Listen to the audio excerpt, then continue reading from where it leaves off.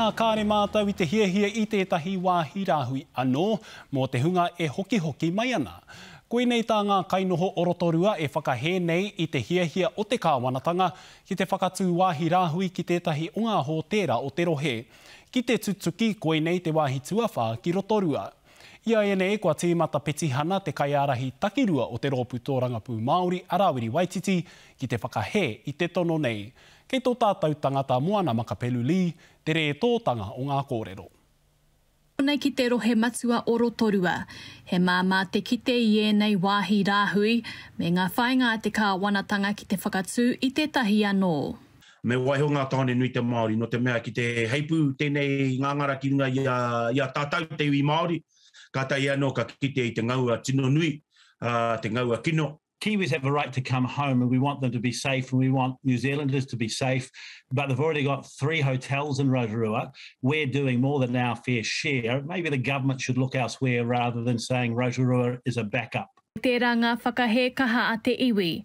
Hei tā Rawiri Waititi o te Pāti Māori me Todd Macleay o Ngāhinara, ko ngā pehanga ki te hapori e rongo ana. Hei te āhua raruke, nā mahi hauora, nā tāngata kai roto I te hohipera, te mahi ngā mahi, hei oranga mo te arawa, hei oranga mo rotorua. It's as simple as this. Rotorua feels like a dumping ground for almost every problem the Labor government has, from thousands of people who are homeless, who are put in motels, who quite frankly deserve houses, not tiny little rooms, to the use of MIQ.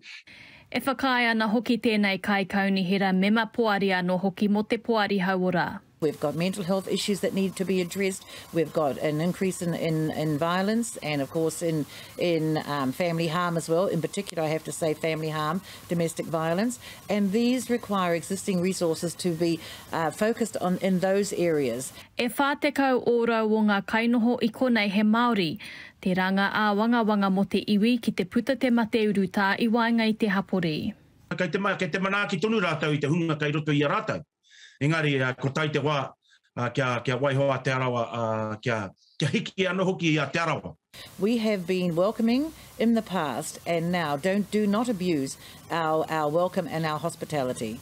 Hei tā te minita mō te mateuru tā Chris Hipkins kia te karere, ko rotorua tētahi o ngā tāone whakarohia ana he oi kaore anō te kāwanatanga kia whakatau.